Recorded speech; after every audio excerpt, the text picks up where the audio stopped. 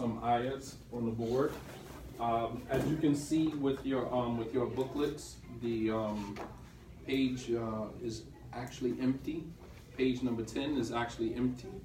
And the reason that it's empty is because you guys are going to fill that whole page with notes. All right? And I structured the book that way so that it's not just me talking. You guys are actually taking notes. All right? So I'm going to put some ayats on the board. And then, you know, you can go back and you can write the number of the ayat in your book, and then you can go back and fill in the actual word of the ayat. You can fill it in, the words, actually. All right, so the first one is Surah 20. No, before that. The first ayat is Surah 32, ayat 6. Where Allah says, Shaitan is your enemy.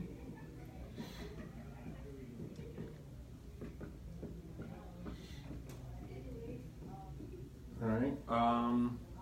Surah 20, ayat 117. Allah says, Shaitan is enemy to you and your wife.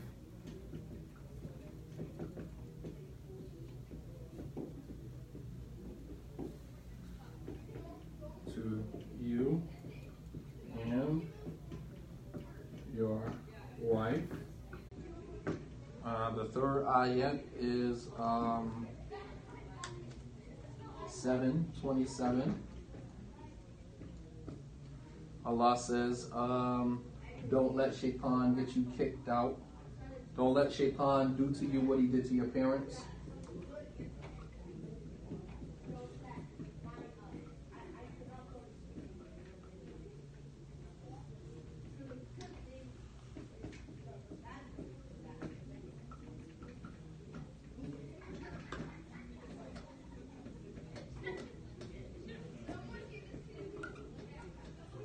What he did to your parents. And all right, so that's it for right now. All right, so put those 3 ayats up there, what I put on the board. All right. Thank you.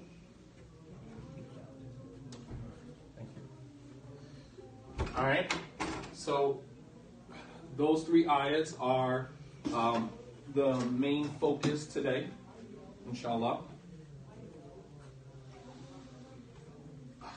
Alright, so alhamdulillahi rabbil alameen wa salatu wa salam ala ashrafil anbiya'i wal mursaleen wa ala alihi wa ashabihi ajma'een. Alright, so we come to obstacle number 1 from the obstacles in the path of servitude to Allah subhanahu wa ta'ala.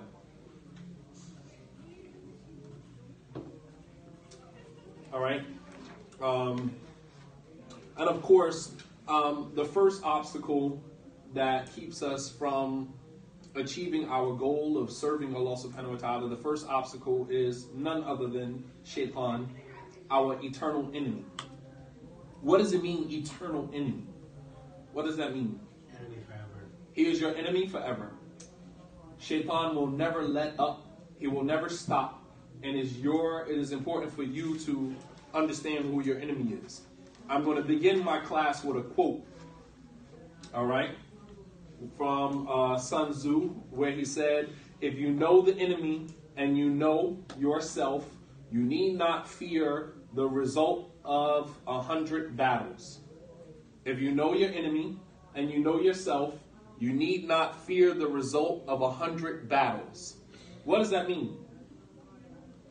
What does that mean? It means you know all his weaknesses. Means you know all of his weaknesses?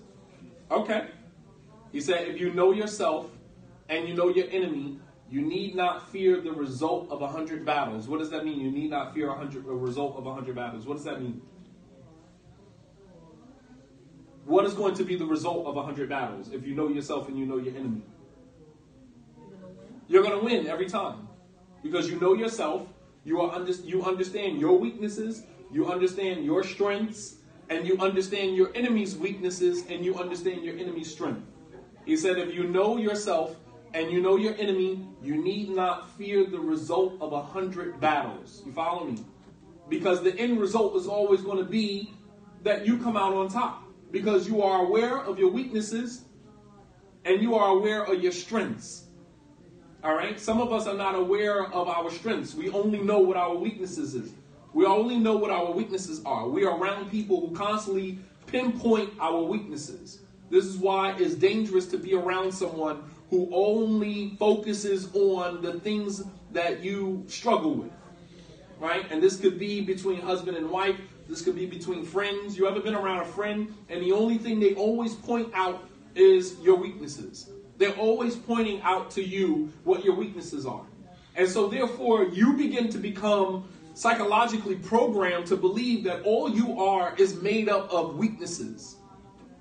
But you want to be around people who point out to you and identify to you your strengths. Like, yo, wow, like you're very strong when it comes to that. Like, I wish I could be more like you when it comes to that. They're pointing out to you your strengths, what makes it easy for you to find a balance within yourself. Some of us are passengers in our own journey to self-discovery. You know what that means? What does that mean? Some of us are passengers in our own journey to self-discovery. What does that mean? You let other people, take it for you. You let other people dictate to you who you are. You let other people tell you who you are. That's a very dangerous place to be in. You let other people dictate to you and tell you who you are. So you're basically a passenger. You're riding shotgun in your own journey to find out who you are.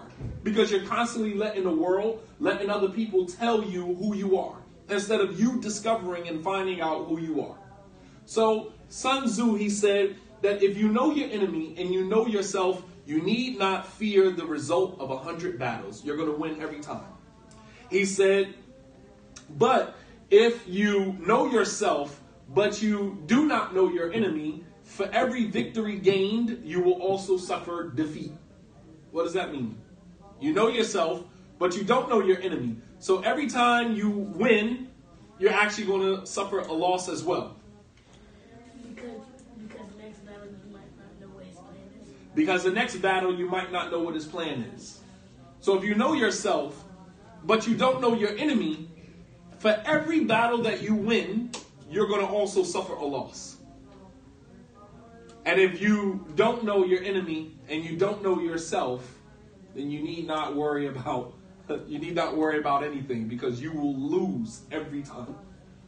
So it's important for us as Muslims to know who our real enemy is. Who is your real enemy? Shaitan. Hands down, he is your number one enemy. And you as a Muslim have to be able to dig deeper, find a deeper level of consciousness whereby you can see Shaitan's actions manifest in front of you. Not talking about being able to see Shaitan himself, but you can actually see his actions manifesting in itself. Like our grandparents, they used to say, that's the work of the devil. Right? What did they mean by that? They meant by that they could see Shaitan's handiwork in certain behaviors and certain actions. And so therefore they were able to pick up on these things very quickly, because they had access to a deeper level of consciousness. Whereas with us today, we function at a very low frequency of consciousness, of God consciousness. Very low. We're almost like borderline animalistic.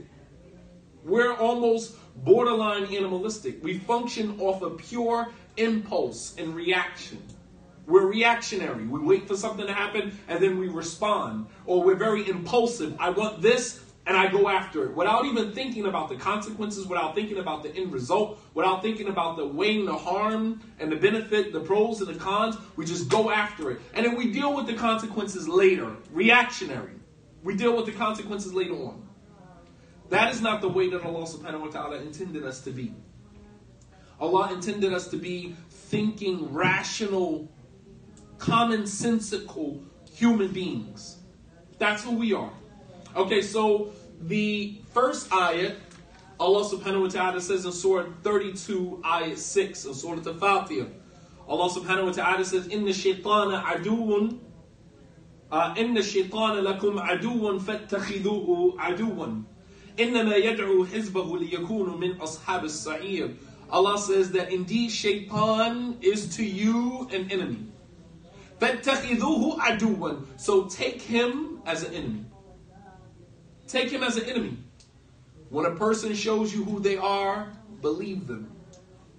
When a person shows you who they are, believe them and accept them as they are. If a person wrongs you, if a person crosses you, if a person betrays you, then you should be able to see them for who they are and deal with them accordingly.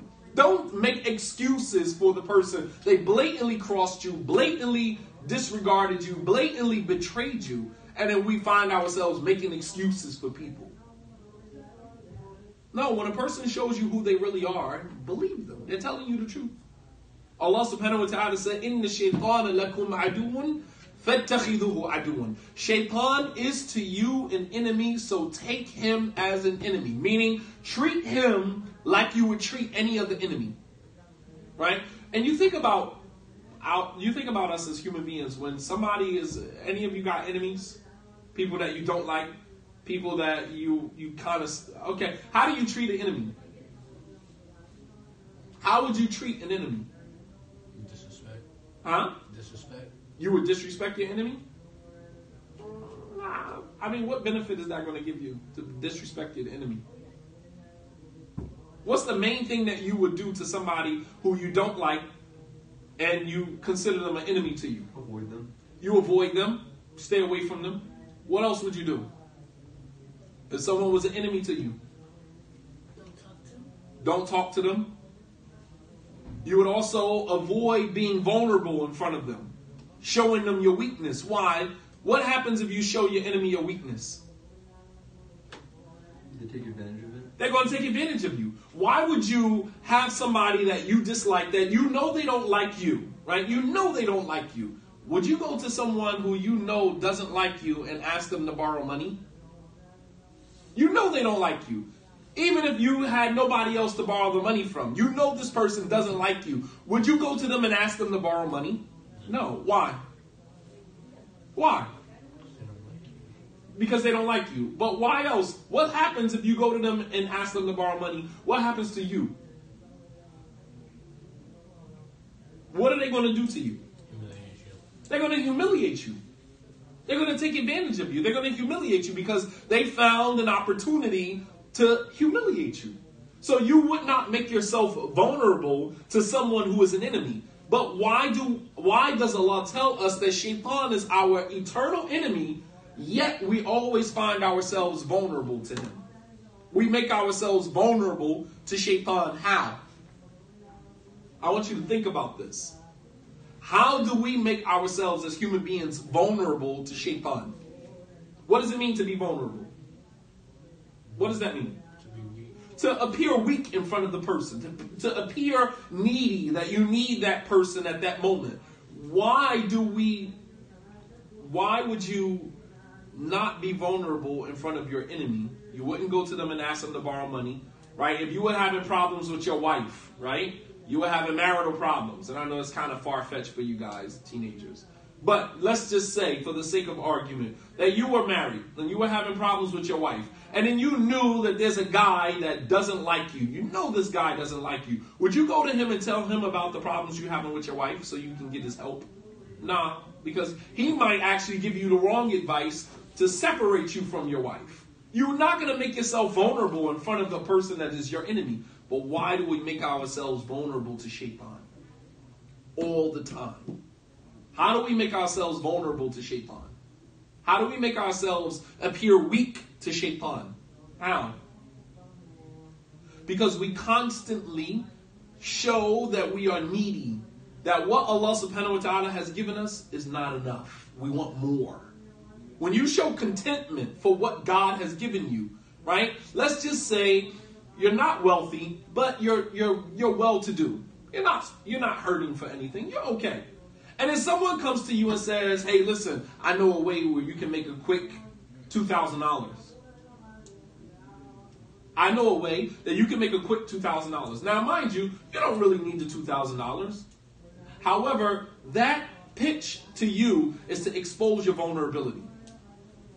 You think about people who are married. You're married, happily married. You have a wife. And then you go to work and you work alongside of a woman who exposes your vulnerability. She comes to you to say, hey, how you doing? You know, we're going, me and a couple of friends, we're going here after work. You want to come hang with us? Now, you're happily married.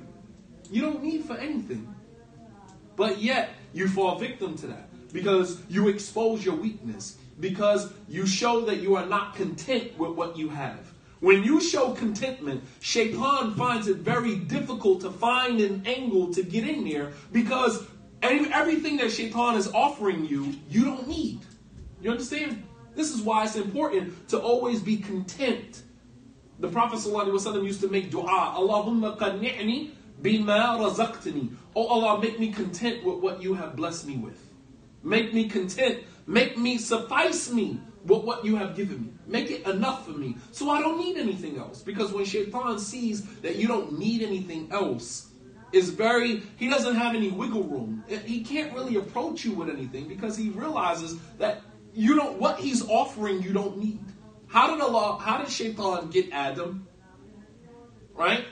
How did he get Adam?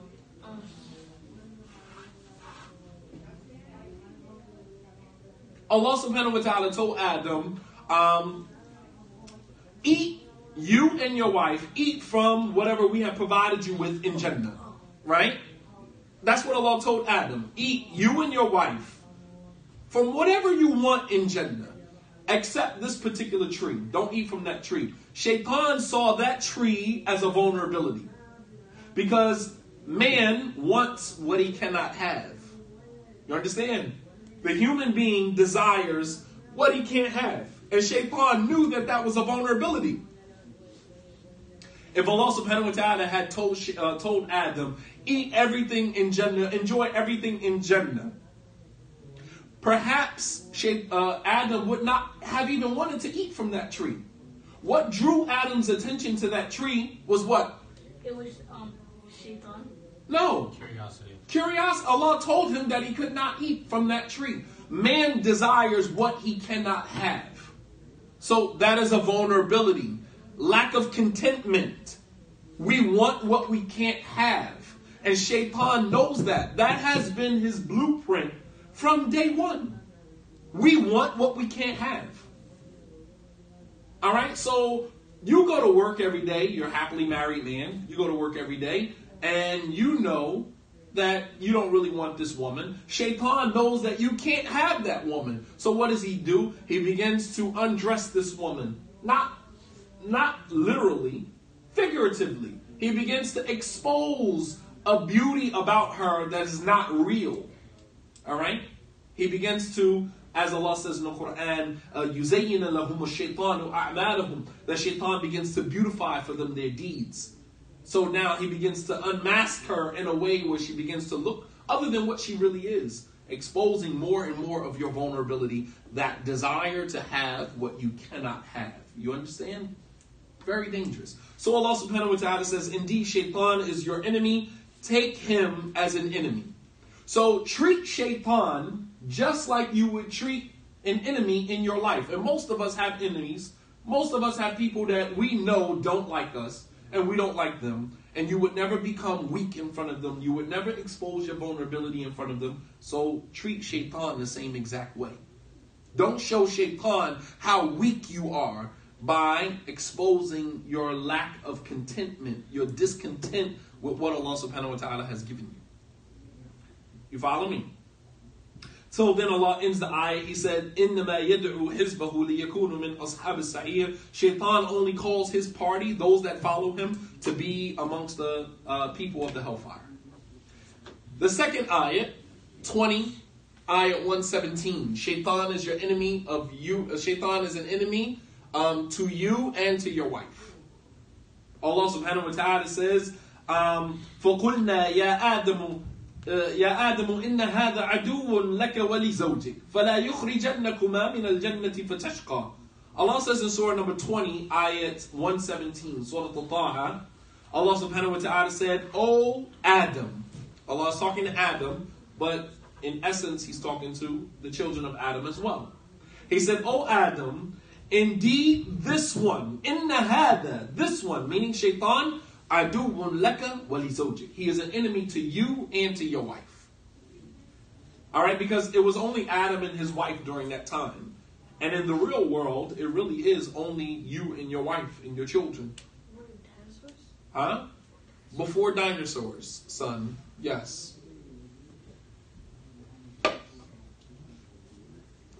Adam was the first man created. It was nothing else. No other human being.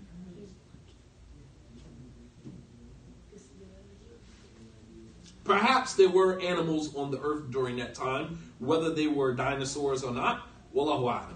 Because Adam had to eat, right? So there had to be animals on earth for Adam to eat from. And perhaps dinosaurs did exist during that time. There's no confirmation in the Quran about that, and Allah subhanahu wa ta'ala knows best. But I am sure that there were animals on the earth during that time. Adam had to eat. Okay, so Allah subhanahu wa ta'ala said, "And we said to Adam, O Adam, indeed this one," meaning shaitan, "is an enemy to you and to your wife. So do not let him get you kicked out of Jannah, fatashqa, and that you spend the duration of your lives wretched and distressed." Okay, so Allah is warning Adam. Allah gave Adam forewarning about his enemy, even before shaitan approached. So Allah subhanahu wa ta'ala here is exposing to you who your real enemy is. He said, indeed, this one right here is your enemy. And the enemy of your wife. Meaning, as husband and wife, you have to understand who your real enemy is. Most of the time, husband and wife are fighting each other. She thinks that he's out to get her. He thinks that she's out to get him. There's plotting and scheming against one another. They're protecting themselves against one another, right? When in fact, the real enemy is shaitan. The real enemy of husband and wife is shaitan. Allah said that this one here is an enemy to you and to your wife. Shaitan is not just my enemy. Shaitan is the enemy of my wife as well. And then Allah says, فَلَا يُخْرِجَنَّكُمَا مِنَ الْجَنَّةِ فَتَشْقَى. Do not let shaitan get you kicked out of Jannah. And what does shaitan do? Get him kicked out of Jannah. Take him as an enemy. Understand your enemy. Then in the next ayah, surah number 7, ayah 27, surah Al-A'raf, Allah subhanahu wa ta'ala says, يَا بَنِي آدَمْ لَا يَفْتِنَنَّكُمُ الشَّيْطَانُ كَمَا أَخْرَجَ أَبَوَيْكُم مِنَ الْجَنَّةِ يَنْزِعُ عَنْهُمَا لِبَاسَهُمَا. Allah subhanahu wa ta'ala now is addressing the children of Adam. He said, يَا بَنِي آدَمْ, O children of Adam. And the ayah before, Allah said, O Adam, talking directly to Adam. This one here, shaitan, is an enemy to you and to your wife. Do not let him get you kicked out of Jannah. Then Allah addresses the children of Adam. Ya bani Adam, O children of Adam. La yaftinannakum ash-shaytan. Do not let shaitan be a fitna for you. Right? Kama akhraja abawaykum min al-jannah. Just as he got your parents kicked out of Jannah. You follow me? You see how Allah subhanahu wa ta'ala, He said, do not let what happened to your parents, don't let the same enemy that got your parents kicked out of Jannah, don't let him become a fitna for you in your life. Don't let him become a trial for you in your life. You see that? You follow me? He said, do not, O Bani Adam, do not let shaitan become a trial for you in your life and get you, just as he got your parents kicked out of Jannah. What do you understand from these two ayats? The first ayat, Allah warned Adam, don't let shaitan get you kicked out of Jannah. And in the second ayat, Allah said what? The children of Adam, don't let shaitan do to you what he did to your parents by getting them kicked out of Jannah. Here again, know your enemy. Understand your enemy. Alright? Shaitan is our biggest obstacle in becoming servants of Allah subhanahu wa ta'ala because he made it his goal. His entire existence is dedicated to what? Shaitan's entire existence is dedicated to what? Making all the humans to Jahannam? Making all of human beings to go to Jahannam. Very good. His entire existence is predicated on sending as many people to hell as he possibly can. And as time progresses, so does his strategies. His strategies get better. He learns how to become more treacherous and betray the human being in ways that you couldn't possibly count.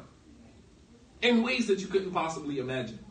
So he is our biggest obstacle in becoming better servants to Allah subhanahu wa ta'ala, simply because he has made it his life's goal to prove to Allah that we are not worthy of the status that Allah gave us over him. When Allah subhanahu wa ta'ala created Adam, he told the angels as well as Iblis to prostrate to Adam. That gave Adam a status over everyone else. And Shaitan couldn't accept that. Because prior to the creation of Adam, of course, in the absence of greatness, everyone believes that they're great. Right? In the absence of real greatness, everyone believes that they're great.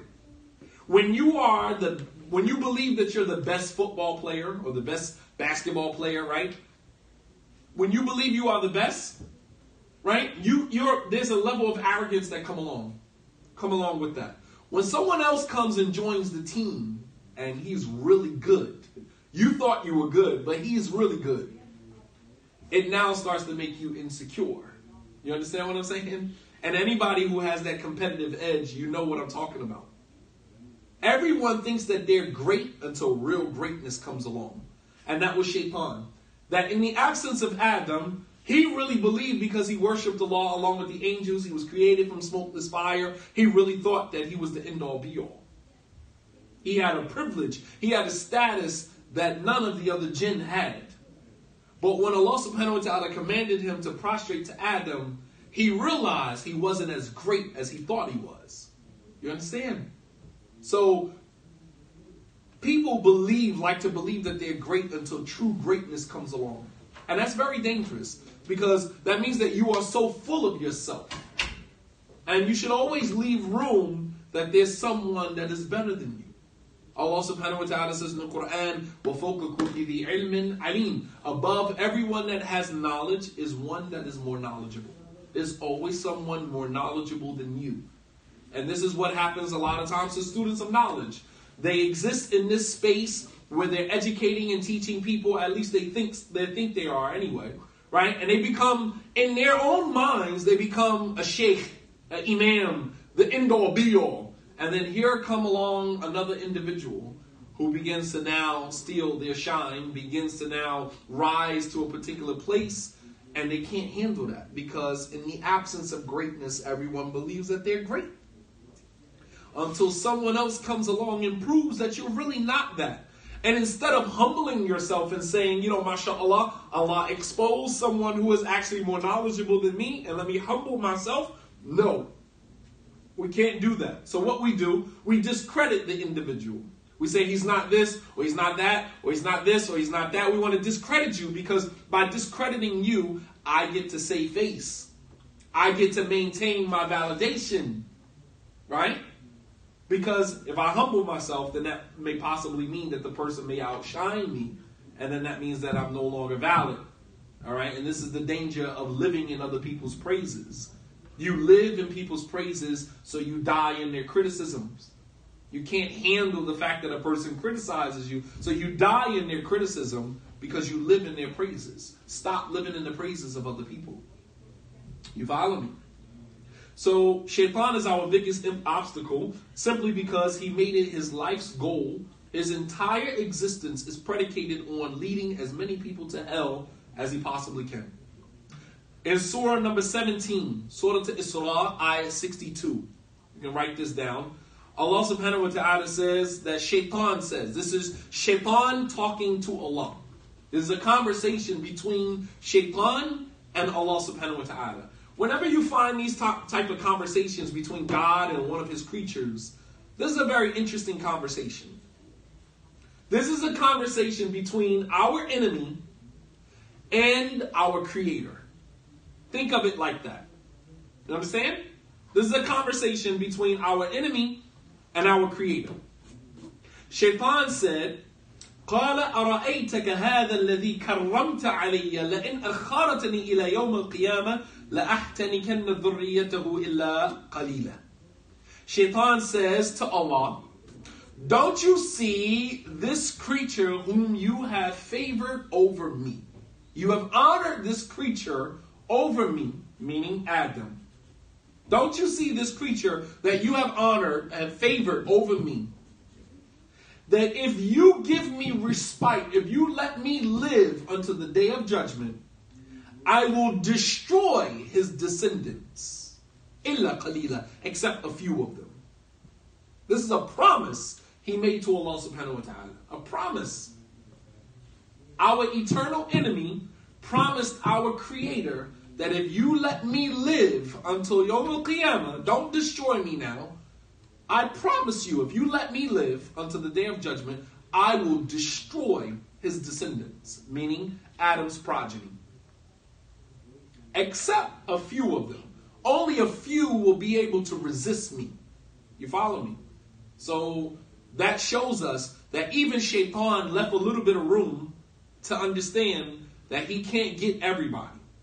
He knows his limitations. See, we like to make Shaitan seem like this big, powerful creature. But even Shaitan knows his limitations. He said that I will destroy his descendants, except a few. Illa qalil. Yes. Are those few the prophets? Are those few the prophets? From amongst them are prophets and messengers, righteous people, people who are aware of their enemy, people who know their enemy. You can see Shaitan coming a mile away. You can see a situation transforming into the handiwork of Shaitan. You can see Shaitan manifest in a situation clearly. I'll give you an example. How you can actually see Shaitan's, handiwork manifesting in a situation. Let's say you're in school, right? And someone comes to you and shares some information with you about someone else. And this is usually how these situations start. All right? Someone comes to you and says, hey, Zubair, this guy over here, Greg, or whatever his name is, this guy, Greg, he did this, he said that. All right? And then you say, okay, all right, cool. Now, mind you, you didn't say anything to anyone else about the situation. Greg comes to you and says, hey, did such and such come to you and say something about you? And you're like, nah, he didn't say nothing about me. All right? And then what happens is Greg goes back to the other individual and asks, hey, did you tell Zubair this and this? And he says, yes, I did. And then Greg comes back to you and say, yo, I asked you earlier, did Greg say this about me or that about, or this person say this about? And you say, well, I didn't want to tell you because it was, but why you should have said something, blah, blah, blah. And now that starts a problem between you and the person who told you, you and the person he was talking about, and you all in the middle of it. And the only thing you did was give a person an ear. That's it. That's all you did. You didn't even say anything to anybody. How did it get back around that you said this, you said that, you said this? Shaitan. Absolutely. And what do you do in this situation? Instead of you backing out of the situation altogether, realizing that Shaitan is behind all of this, what do? You go in trying to clean up the situation. Well, let me explain to you what happened. And the more and more you try to explain what happened, the deeper and deeper in the situation you get. You understand? And then Greg and the person who came to you from the beginning actually end up being cool, and you now end up looking like the enemy. And all you did was listen to a conversation. You didn't even say anything. It's literally that simple. And you have to be able to see Shaitan in the situation and say, you know what? Let me back out of the situation because I see where this is going. You got to be able to have foresight. Farasa. The Prophet ﷺ said, beware of the farasa. Beware of the foresight of the believer. Now Allah subhanahu wa ta'ala gives the believer the ability to see things before they unfold. And that is as a result of your consciousness of Allah and your piety and your righteousness. Allah subhanahu wa ta'ala endows you with foresight, farasa, the ability to be able to see a situation unfolding before it actually gets you, gets you in it. All right? So Shaitan, he promised Allah subhanahu wa ta'ala that if you leave me, all right, I will destroy his descendants except a few. Illa qalila. So Shaitan actually knows his own limitations. While we as human beings, we are afraid of Shaitan, so we make him seem like this big creature, this huge creature that has all of this power. The only power Shaitan has is the power that you give him. Through your fear and through your ignorance. When you understand Shaitan's limitations, the scholars, they say your relationship with Shaitan should be like your relationship with a dog that is barking at you. Right? If you're walking by a gate and a dog starts to bark at you, how do you get the dog to stop? Do you tell the dog, shut up, stop barking? How do you get the dog to stop barking at you? You go away from it? You go away from it? No, because the dog is going to follow you. It's going to keep barking. How do you get the dog to stop barking at you? You go to his owner. You say, get your dog. Right or wrong? And only the owner can make the dog shut up. Same way with Shaitan. When Shaitan is on you, on top of you, situation after situation after situation continues to unfold in your life, and you're trying to figure out, how do I stop it? You ever been confronted with situation after situation, and things are coming at you so fast, right? You get in trouble here, you get in trouble over here. This situation is unfolding. You're like, man, my life, I'm in a crisis right now. My life is spinning out of control. Shaitan is the one that has your life spinning out of control. And the only way to get him to stop is you have to go to his owner. Who's the owner of Shaitan? Allah subhanahu wa ta'ala. Go to Allah and ask Allah to get his creature off of you. Seek refuge with Allah subhanahu wa ta'ala from Shaitan. A'udhu billahi min ash-shaytan ar-rajim. Min hamzihi wa nafthihi wa nafthihi. I seek refuge with Allah from ash-shaytan ar-rajim. Min hamzihi wa nafthihi wa nafthihi. From his whisper, from his enticement. I seek refuge with Allah from this. Alright? Shaitan has a number of ways, a number of tactics that he uses to achieve his goal. So what is the goal of Shaitan? We identified our enemy. What is the goal of our enemy? To do what? To destroy. To destroy. You're going to let somebody destroy you? He already promised Allah that he will destroy you. But he also, in his conversation with Allah subhanahu wa ta'ala, exposed that he has limitations. There's some people he's not going to be able to touch.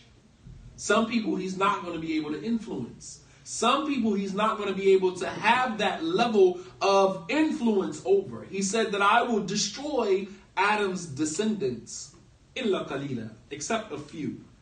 He exposed, in that conversation, he exposed his weakness, his limitations to Allah subhanahu wa ta'ala. So Shaitan has a number of tactics. Let's talk about some of the tactics of Shaitan. All right, if you know your enemy, then you have to know the way that your enemy is going to come at you. Some of the tactics that he uses. So let's talk about that.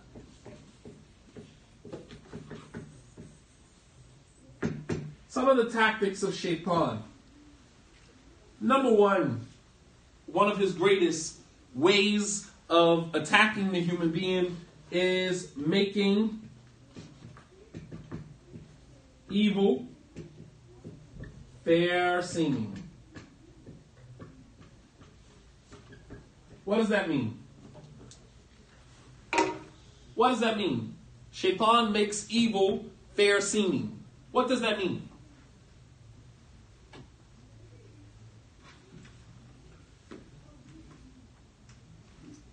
What does it mean to make something that is evil fair seeming?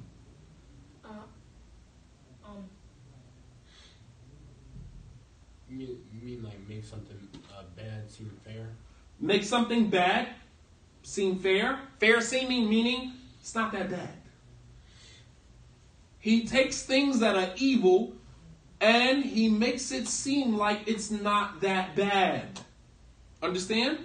How does Shaitan make something seem like it's not that bad? Does shaitan come to you and tell you, hey, it's not that bad, go ahead and do it? How? He makes other people do it. He persuades them to do it, and then they do it, and then you see them do it. Okay, that's one. Okay, so maybe shaitan may persuade someone else to do something, and then when you see them do it, you're like, well, he did it, not that bad. But then when you do it, he does it and gets away with it. That ever happen, right? You see someone do something and they get away with it.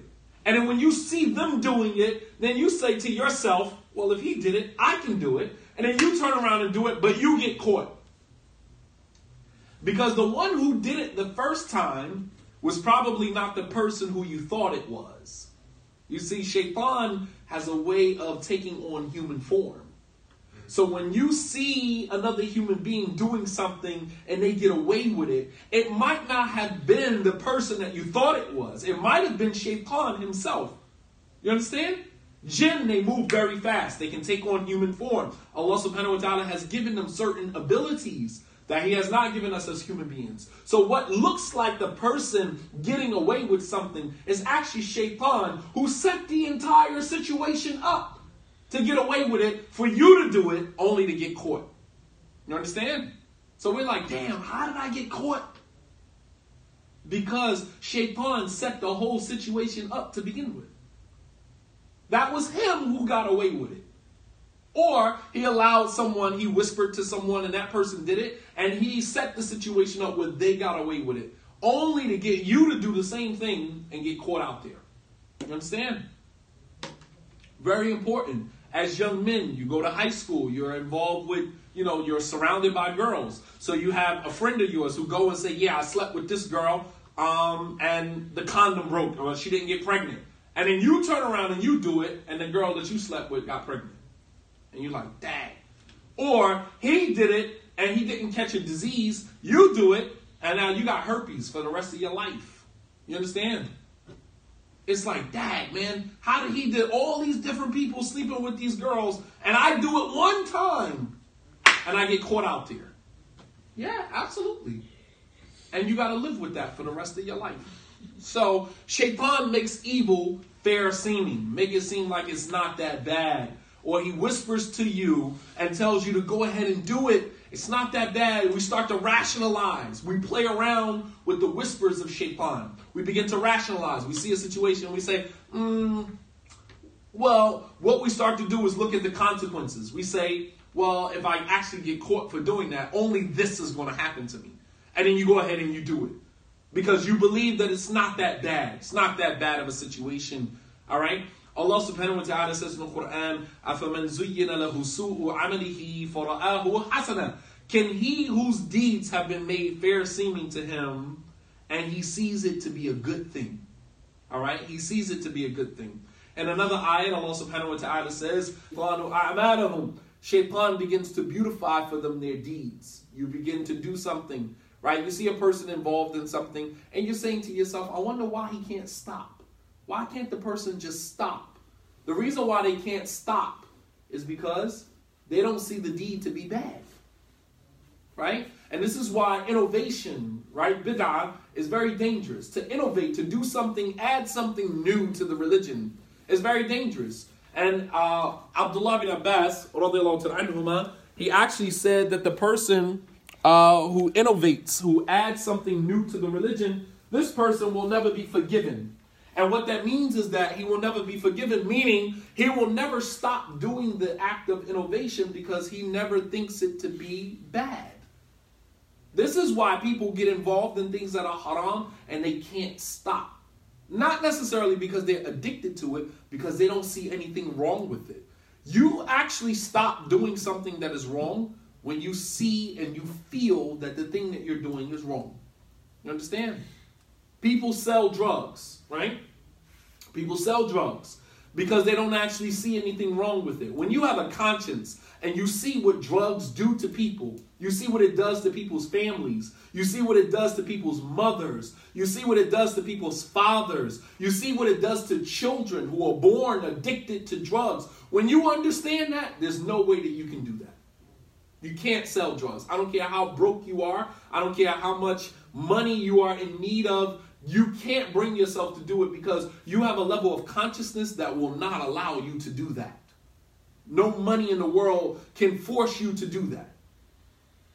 It ain't about not going back to jail or the fear of getting robbed or killed or something like that. No, it says, I see the end result of that. I can't do that. You have a consciousness. You have a level of consciousness, and you cannot go against that. But when you are ignorant and you don't understand how it impacts other people, you're going to continue to do it because you don't see anything wrong with it. You understand?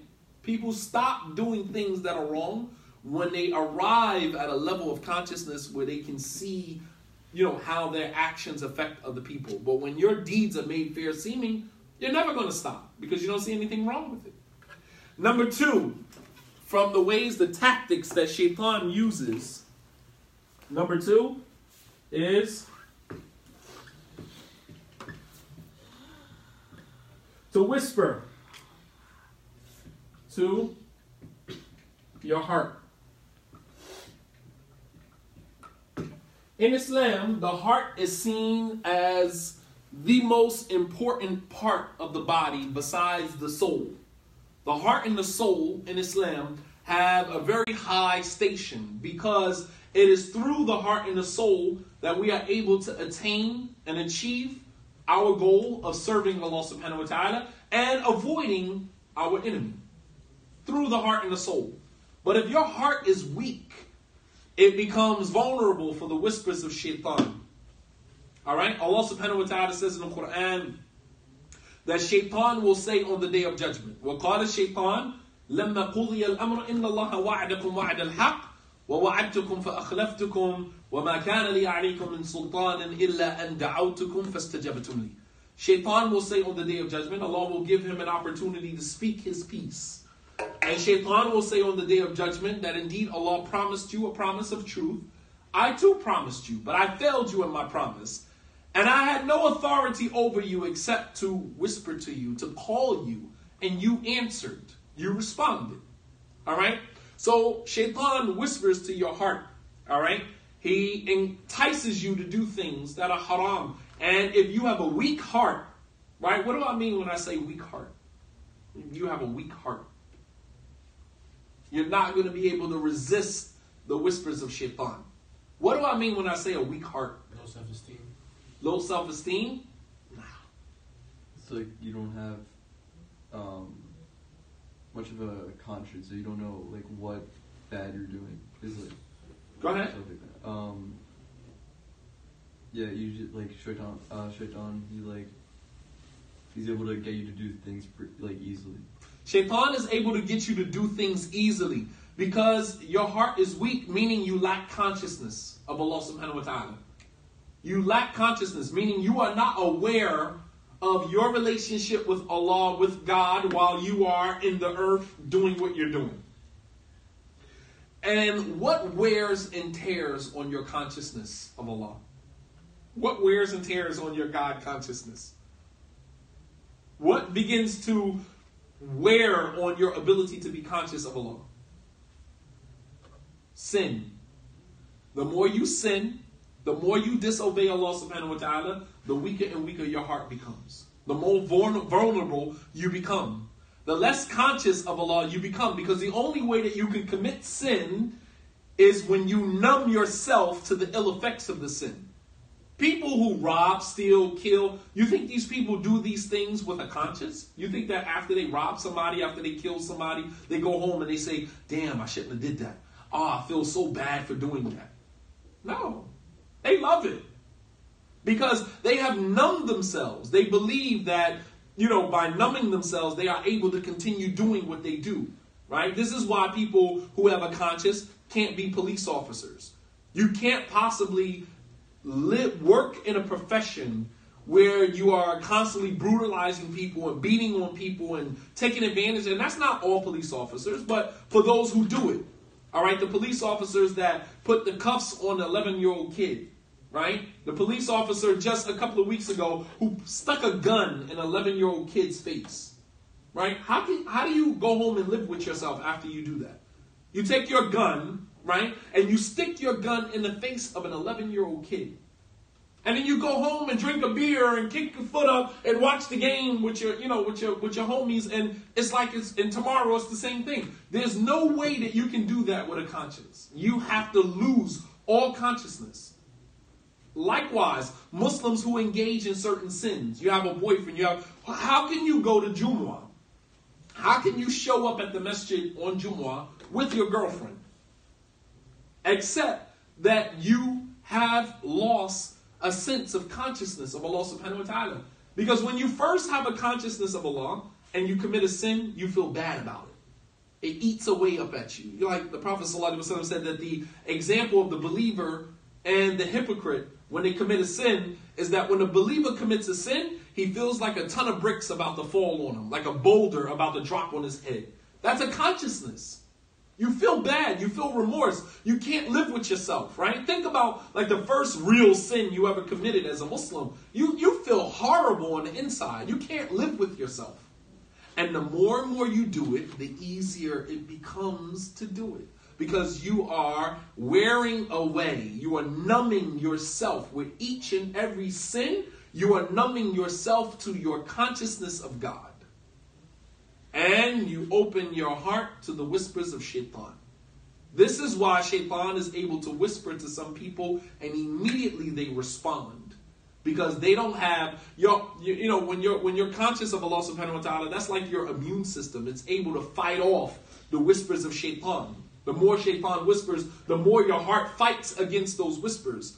But when it's like the immune system, right? When people have AIDS, that means that their immune system has broken all the way down. So therefore, they can't even fight off a simple cold because they don't have an immune system, right? So when they get the flu or they get sick, they can actually die from that because their body can't fight it off. And your heart functions the same way. That when your heart loses consciousness of Allah, it cannot ward off, it cannot fight off the whispers of shaitan. Shaitan's whispers win every single time. Shaitan whispers to you and tells you to do that, and you go do it. You can't fight it. You can't tell yourself, no, I'm not going to do that. Astaghfirullah, I'm not, and change your thoughts and think about something else or ask Allah to help you through the situation. You can't fight it because you have weakened your heart to a point where now shaitan wins every single time. You follow me? Very dangerous, man. Be aware of the sins that you commit and how it begins to affect your heart.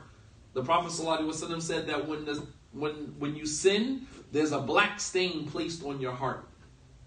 He said, if you make tawbah, you repent to Allah, suqila minhu, then the stain will be removed from your heart. He said, وَإِنْ عَادَ فَزَادَ, that if you go back and you do the sin again, in zada zadat, if you do the sin more, then the black stain increases. In zada zadat. The more you commit the sin, the more the black stain increases on your heart. And the furthest person from Allah subhanahu wa ta'ala is the one with a black heart. Meaning, the least conscious person of God, conscious person of Allah subhanahu wa ta'ala, is the one who has a black heart. Meaning the one whose heart has been stained with sin. Alright? If you notice, when the Prophet ﷺ, and we'll conclude in about 10 minutes, when the Prophet ﷺ was a kid, right? Something amazing happened to him when he was a kid. What happened? What happened to him? An angel come down and clean his heart. Okay, Angel Jibreel came down and split his chest open, right? And took his heart out and washed his heart with Zamzam water. Then Jibreel did something amazing. What did he do? He removed a portion, a little piece from his heart. Alright? And the Prophet ﷺ said, ذَلِكَ حَظُّ الشَّيْطَانِ مِنْ. This was the portion of my heart that is vulnerable to the whispers of shaitan. And every single one of us, we have that. We have that area of our heart that is weak, that is vulnerable to the whispers of shaitan. With the exception of the Prophet ﷺ, because Allah had a greater plan for him. So Allah subhanahu wa ta'ala protected him from being vulnerable to the whispers of shaitan. However, we as human beings, we are not, exempt from that. Every single one of us has that area of our hearts that is vulnerable to the whispers of shaitan. And the stronger your heart becomes, the more you are able to resist the whispers of shaitan. The weaker your heart becomes, the least you are able to resist, the less you are able to resist shaitan. All right? Number 3, and this will be the last one, from the tactics that shaitan uses. Exploitation.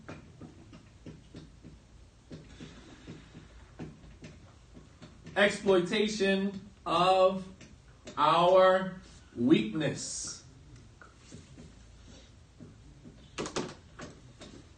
Exploitation of our weaknesses. What does exploitation mean?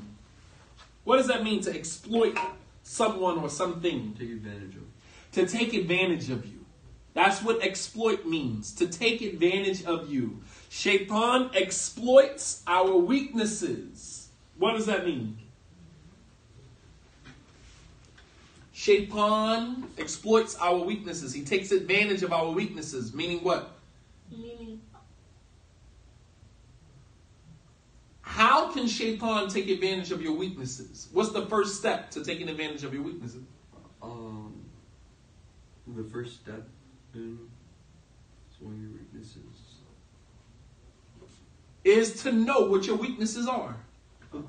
Shaitan cannot take advantage of your weaknesses if he doesn't know what your weaknesses are. So his first step is to identify what your weaknesses are. If you have a weakness to women, if you have a weakness to money, if you have a weakness to arrogance, if you have a weakness to pride, if you have a weakness to narcissism, that you think the world revolves around you, right? All of these are weaknesses, all right? You have a weakness to arrogance, kibr, right? You're very arrogant. You're very haughty. You believe that you're superior to other people. Shaitan exploits every single weakness by first knowing what your weaknesses are.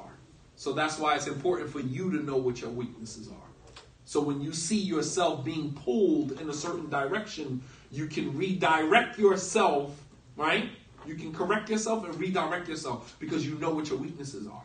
Or you don't put yourself in a situation where your weaknesses can be exploited. What does that mean, Zubair? That you don't put yourself in a situation where your weaknesses can be exploited. What does that mean? Give me an example of that. You don't put yourself in a situation where your weaknesses can be exploited, take advantage of. What does that mean? And give me an example. Give me an example of someone who has a weakness, who puts himself in a situation for his weaknesses to be exploited.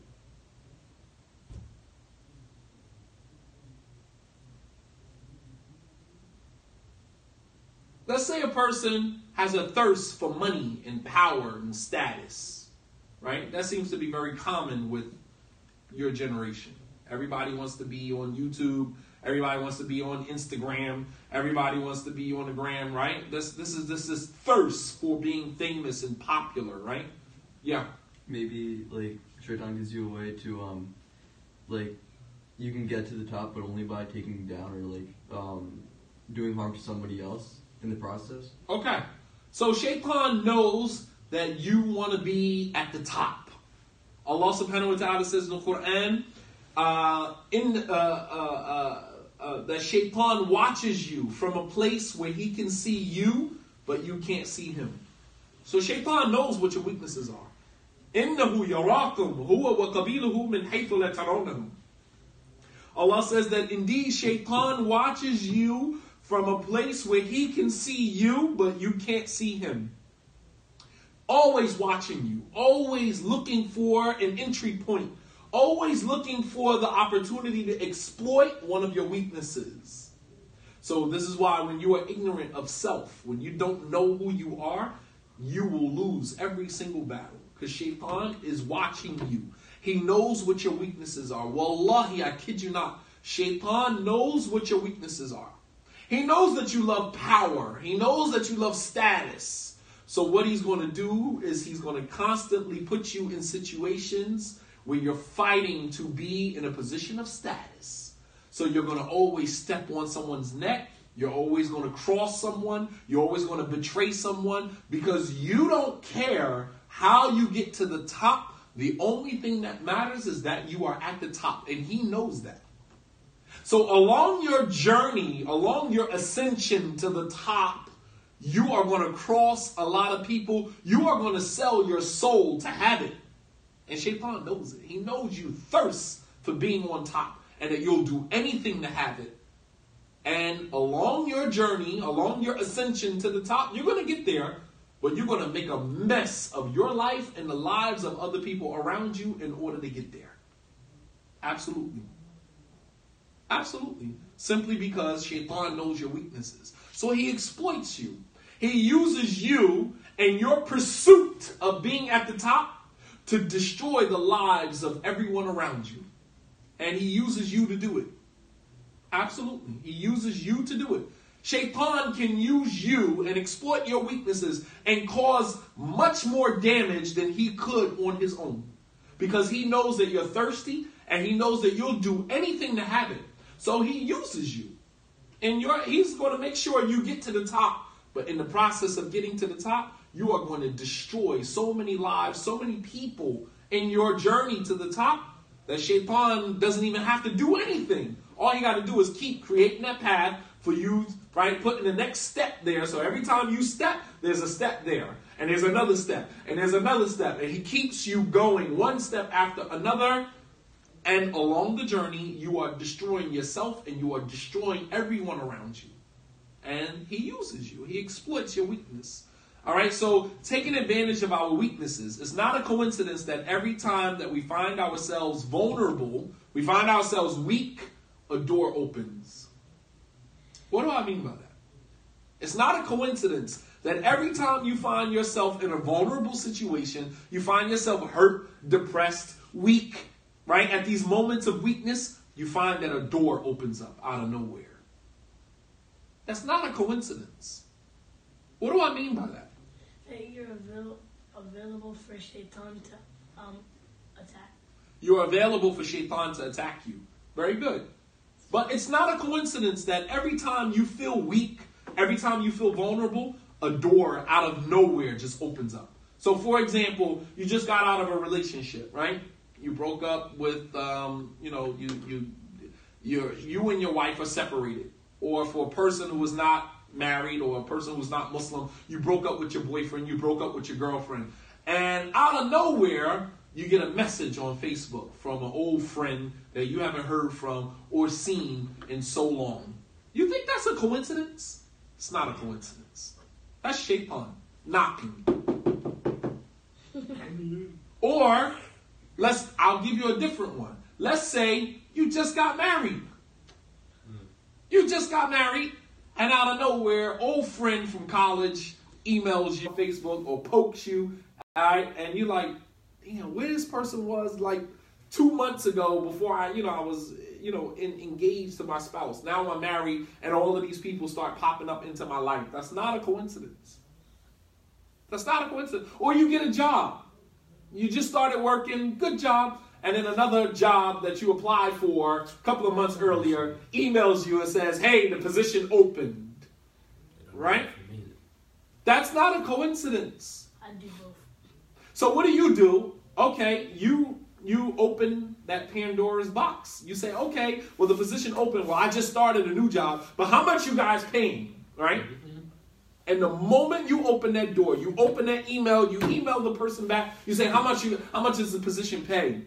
And the position pays far much more than what you're making at your current job. You quit your current job, you take the new job, and then you end up getting fired from your new job, and you can't get your old job back, and now what? Nothing. You see how that works? And then you end up going to do something haram because you're now in a desperate situation. You see how that works? The last person in the job is the first person to get fired. In the corporate world, that's how it works. The last one in is the first one out. Meaning, if you are the last person, you're the newest person on the job, you're usually the first one to get fired. So you quit the job, your new job, you just got hired. You take the new job, something happened, they're cutting back or whatever the case may be. They have to let some people go. Guess what? You're the first person to get let go. You were the last person to get hired. They let you go, and now you can't go back to your old job because you quit. You didn't even give them 2 weeks' notice. They just hired you. All right, Shaitan exploited you and took advantage of your weakness. All right, so understand how Shaitan tries to manipulate you and take advantages of your weakness. Inshallah ta'ala, we'll continue next week. Inshallah, we'll finish this one up and then we'll begin the second one, the second obstacle. All right. Wa sallallahu ala nabiyyina Muhammad wa ala alihi wa sahbihi wa sallama tasliman kathira wa akhiru da'wana alhamdulillahi rabbil alameen. Do you guys have any questions before I conclude? Okay. Wa alaikum salam wa rahmatullahi wa barakatuh. Alhamdulillah. Shukran. Jazakumullahu khairan. Assalamu